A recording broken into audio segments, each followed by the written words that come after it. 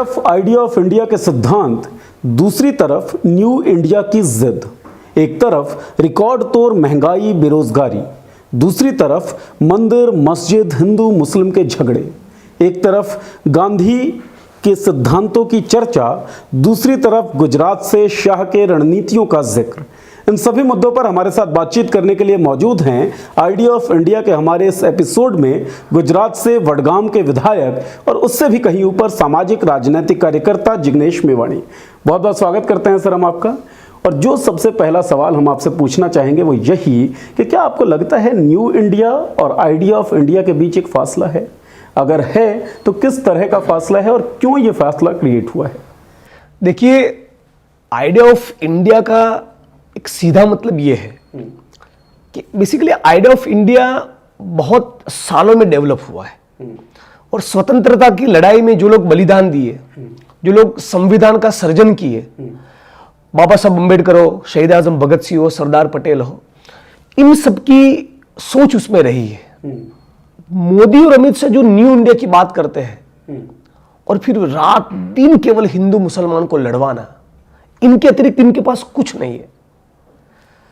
Idea of India का मतलब यह होता है कि इस बात को एप्रिशिएट किया जाए और याद किया जाए कि जब शहीद आजम भगत सिंह, सुखदेव, राजगुरु, इनके खिलाफ ब्रिटिश सल्तनत, उनकी जुडिशियरी बहुत गलत तरीके से ट्रायल चला रही थी, तब मुकदमा की कार्रवाई के दौरान भगत सिंह ने एक निबंध लिखा था, अदालत एक ढकोसला है।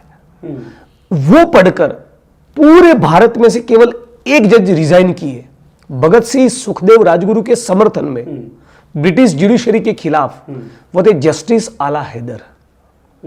ये भारत की विरासत है, इसको सेलिब्रेट करना आइडिया ऑफ इंडिया है। उसके बजाय कंप्लीटली पिछले 6 साल से लगातार देख रहे हैं कैसे भी करके आपके और हमारे जीवन के जो रियल कॉन्क्रीट मटेरियल इश्यूज है, रोटी कपड़ा मकान के सवाल है, शिक्षा चिकित्सा, महंगाई, भ्रष्टाचार, बेरोजगारी, ये सारे प्रमुख सवालों पर चर्चा हो ही नहीं, उसमें मोदी और अमित शाह रात दिन एक कर रहे हैं। जो आपने बात की सर कि इश्यूज पे चर्चा नहीं हो रही है, जो जरूरी है उस चर्चा को किए बिना भी लगातार जो है राजनीतिक विक्ट्रीज हम जिसे कह सकते हैं वो हासिल कर रही है बीजेपी।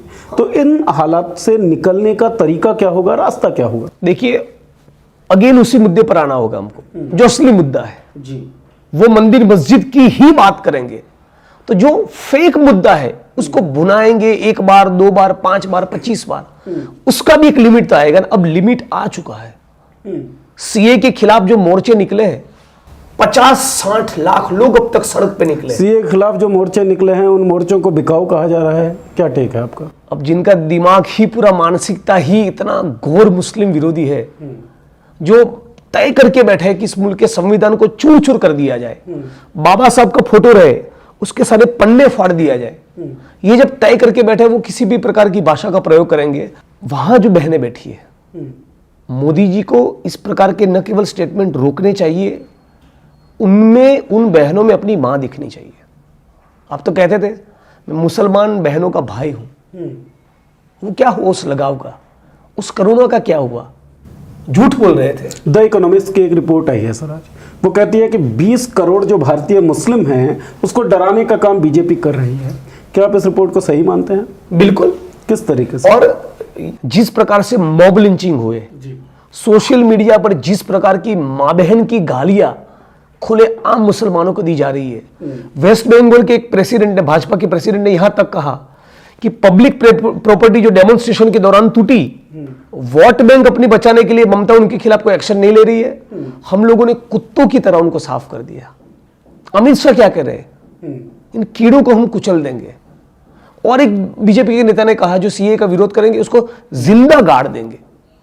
तो लगातार किसी एक समुदाय को हाशिए में धकल कर उनको कोने में ले जाकर दबोच दबोच करना, ये तो वो भारत नहीं था जिसके लिए शहीद आजम भगत सिंह बलिदान दिए। ये तो वो भारत नहीं था जिसका संविधान बाबा साहब अम्बेडकर लिखे। स्वतंत्रता के जो हमारे सिपाही थे उनका ये सपना नहीं था।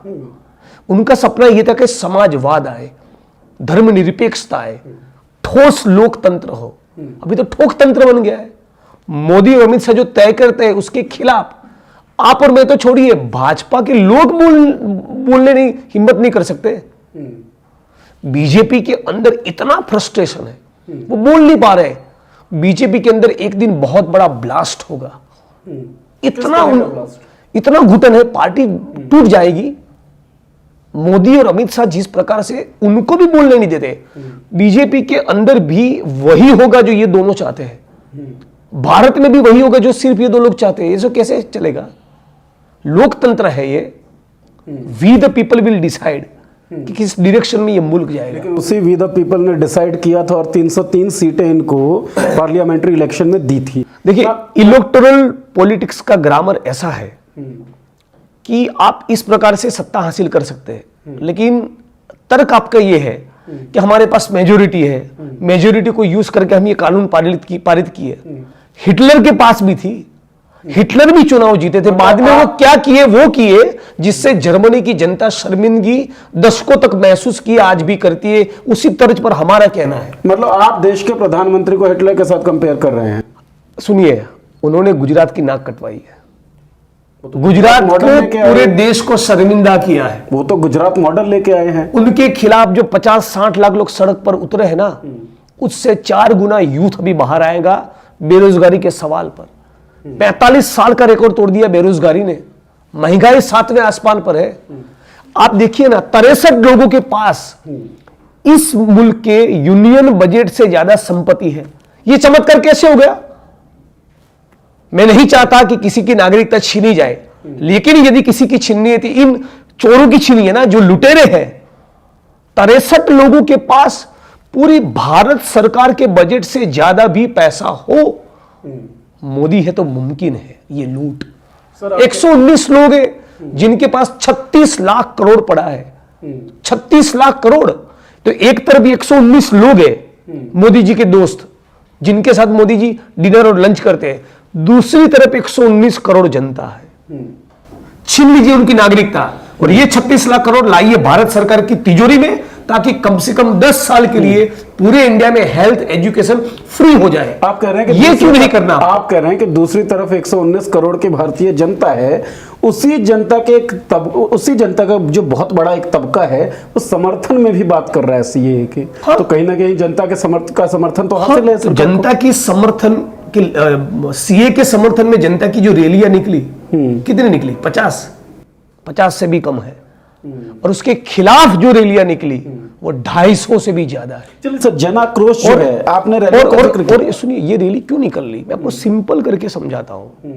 आप एक्स को, वाई को, जी को नागरिकता दे, किसी को तकलीफ नहीं है। उसको नहीं देंगे ये कहते हुए आपको नागरिकता दे, ये गलत है। ये जो एक्सक्लूजन है, it does not go with my idea of India. हमारा संविधान प्रस्तावना में कहता है कि धर्मनिरपेक्ष लोकतंत्र बनेगा। आप तो नागरिकता का आधार ही धर्म को बना दिए। आप तो नागरिकता का आधार धर्म के साथ जोड़ दिया आपने, सिटीजनशिप को। यह तो स्वतंत्र भारत के इतिहास में पहली बार हो रहा है। और जो लोग दलाई लामा के साथ तिब्बत से यहां पर आए हैं, बुद्धिस्ट, उनका क्या? उनके बारे में तो श्रीलंका के अंदर जो हिंदू मुसलमान दोनों मार खा रहे हैं, उनका क्या? रोहिंग्यास का क्या?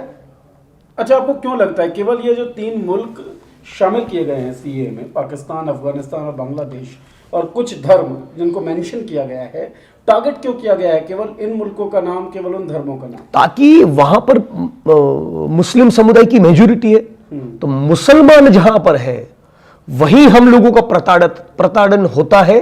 ये सटल तरीके से पूरे भारत को कन्वे करना चाहते हैं, ताकि उनकी दुकान चलती रहे, ताकि उनकी राजनीति चलती रहे। भारत के संविधान का इंसल्ट है।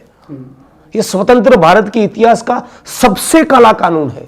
मोदी जी को शर्मिंदगी होनी चाहिए। इस कानून को इमीडिएट इफेक्ट के साथ उन्हीं को स्ट्रक डाउन कर देना चाहिए। जब से सीएए आई है तब से 255 के आसपास बड़े आंदोलन हुए हैं। 230 सीएए के विरोध में आंदोलन हुए।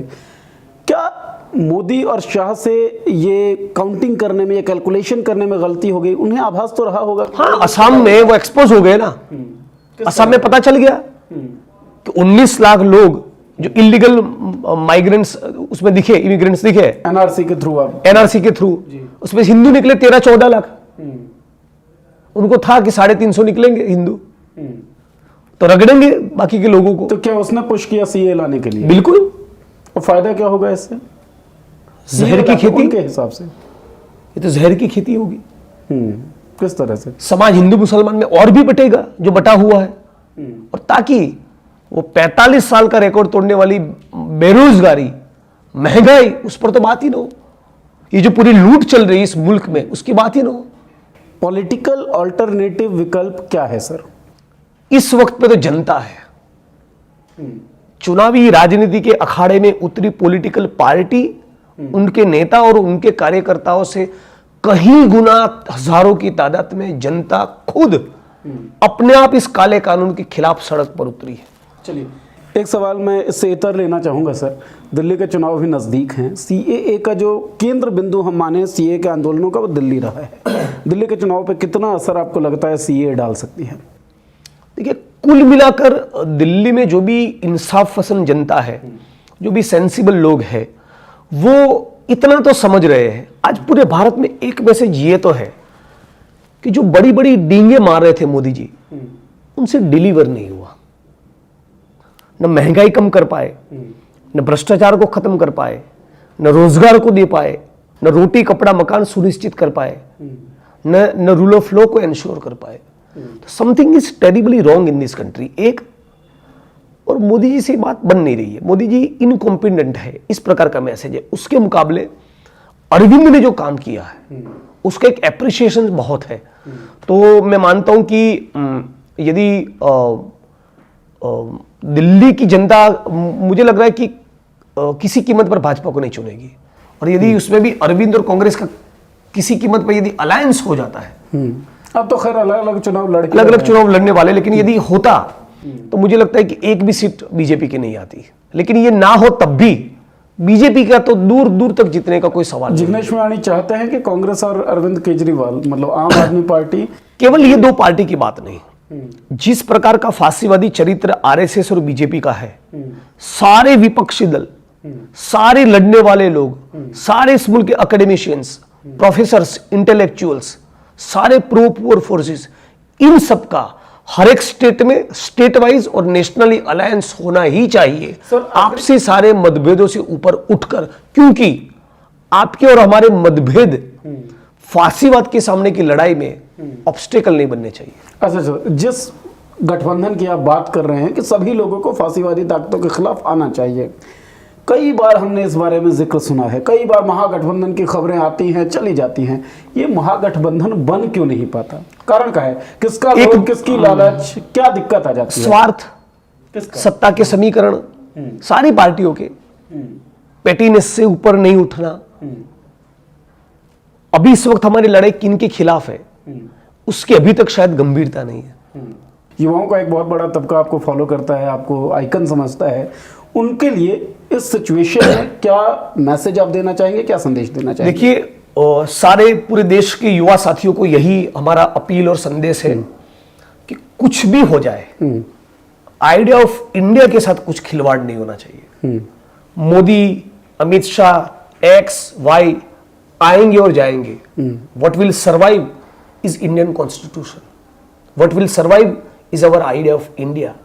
भारत में हिंदू मुसलमान का झगड़ा इसलिए है कि आज भी हम लोग हिंदू मुसलमान बने हैं। अब तक सब इंसान बन चुके होते तो ये बवाल ही नहीं होता। अपना अपना मोदी और अमित शाह ये राजनीति कर ही नहीं पाते। फिर बात होती सीधी मुद्दों पर कि ये पार्टी इतने सरकारी स्कूल खड़ा करने वाली है, आप बताइए आप कितना करेंगे? अभी सरदार वल्लभ भाई पटेल साहब का स्टैच्यू बना, 5,000 करोड़ उसमें गया है अब तक।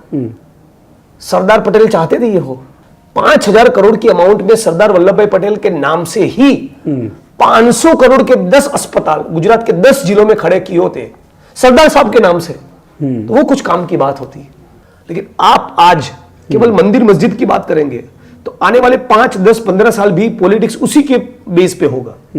आज ही से हम ये बोलना चाहिए कि पीने का पानी, हेल्थ और एजुकेशन हमको फ्री चाहिए। 130 करोड़ जनता ये बोलने लगे, ये हो जाएगा। मतलब धर्म और जाति के चोले को उतारे और इश्यू बेस्ड बातों पर डिस्कशन शुरू करें। बहुत बहुत शुक्रिया सर आपका।